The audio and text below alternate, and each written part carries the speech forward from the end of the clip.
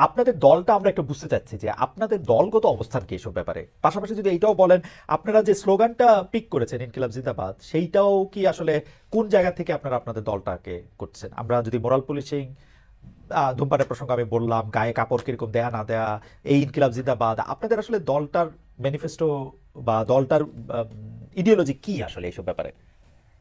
না, আমরা খুবই উদ্বিগ্ন এই বিষয়গুলো নিয়ে। পাশাপাশি তবে বাংলাদেশে তো প্রকাশ্যে ধূমপান তো এমনিতেই নিষিদ্ধ বা বিশ্বের যে কোনো রাষ্ট্রেই, সেটা নারী হোক পুরুষ হোক। তার উপর রমজান মাস হিসেবে স্বরাষ্ট্র উপদেষ্টা যেটা বলেছেন, সেটা অবশ্যই উনি ওনার এই কথা সাপোর্টিভ। তবে কেউ কাউকে সে কি পোশাক পরবে, হিজাব পরবে নাকি সাধারণ পোশাক পরবে, এটা কেউ কাউকে বলতে পারে না।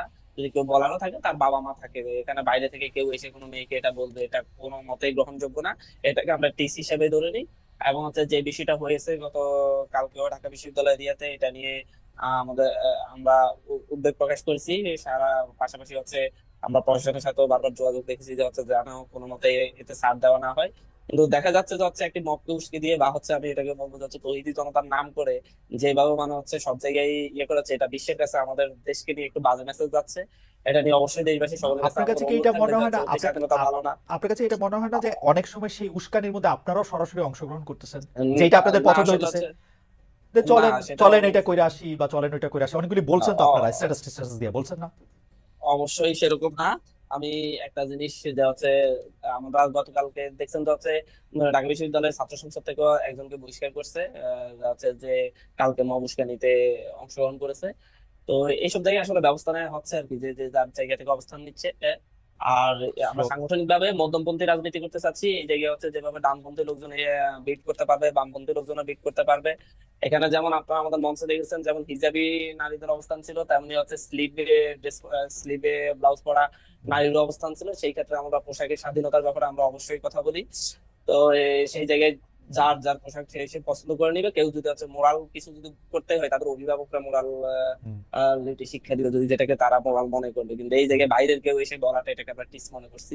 আর ইনকিলাব জিন্দাবাদ স্লোগানটা বিপ্লব অমর হোক। এই স্লোগানটাই আমরা যেহেতু একটা গণ অভ্যুত্থান করেছি, গণ অভ্যুত্থান পরবর্তী সময়ে আমরা যে গণ অভ্যুত্থানের যে এক দফা দিয়েছি, সেই এক দফার যে আকাঙ্ক্ষা, আমরা মনে করি যে এটা তো বাস্তবায়ন হয় নাই। বিভিন্ন জায়গায় আমরা বাধার সম্মুখীন হুম। হচ্ছি, আমাদেরকে পিছিয়ে দেওয়া হচ্ছে। আমরা মনে করি যে মানে এইটাকে, এই অভ্যুত্থানের এটা একটি এটা কি আমরা এটাকে 90-এর মতো আমাদের কাছে মনে হচ্ছে যে এটা আপনার পরিপূর্ণ অভ্যুত্থান হয়নি। সামনের দিকে অবশ্যই এই পুরোপুরি জাতিকে মুক্তি দেওয়ার জন্য, নতুন রিপাবলিকের জন্য অবশ্যই আরেকটি অভ্যুত্থানের প্রয়োজন বা বিপ্লবের আরেকটি গণ বিপ্লবের বিপ্লবের প্রয়োজন। বিপ্লবের প্রতিশব্দ হিসেবে ইনকিলাব ঠিক আছে মনে করছেন?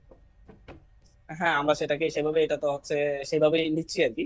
এটা হুম। তো ঐতিহাসিক ভাবে আমাদের এই দেশে মূলত আধিপত্যবাদী এর বিরুদ্ধে, আগ্রাসনের বিরুদ্ধে এই স্লোগানটা শত বছর ধরে ব্যবহৃত হয়েছে। আমরা মনে করি আধিপত্যবাদীরা এখনো আমাদের দেশের প্রতি আপ- তাদের রক্তচক্ষু দেখাচ্ছে, এবং আমাদের দেশকে মুক্ত করার জন্য, আমরা সেই আধিপত্যবাদী রাষ্ট্রগুলোকে আমরা সাবধান করে দেওয়ার জন্য আমরা সেই আন্তর্জাতিক শক্তিগুলা যারা এই দেশের অভ্যন্তরীণ বিষয়গুলোতে হস্তক্ষেপ করার জন্য উঠে পড়ে লেগেছে, তাদেরকে সাবধান করে দেওয়ার জন্য সেই আগ্রাসনবাদের বিরুদ্ধে আমরা আমাদের সেই ঐতিহাসিক স্লোগানটাকে আমরা আমাদের ওকে। নিজেরা স্লোগান দিচ্ছি আর কি। আচ্ছা, এই পর্যায়ে আমি একটু জানতে চেয়ে রাখি যে জাতীয় নাগরিক পার্টির লেজ হিসাবে বা অঙ্গ সংগঠন হিসাবে কোনো ছাত্র সংগঠন থাকবে কি থাকবে না? না, আমরা স্ট্রিক্টলি বলেছি যে আমরা কোনো ধরনের ছাত্র সংগঠন, আমাদের লেজুর ভিত্তিক কোনো ছাত্র সংগঠন থাকবে না, অঙ্গ সংগঠন হিসেবেও থাকবে না, এটা থাকার সুযোগও নেই। আহ যে কোনো ছাত্র সংগঠন, এক বা একাধিক ছাত্র সংগঠন আমাদের আদর্শের সাথে মিল রেখে, আমাদের যেই মধ্যপন্থী রাজনীতি, সেই রাজনীতির সাথে মিল রেখে একাধিক ছাত্র সংগঠন হতে পারে।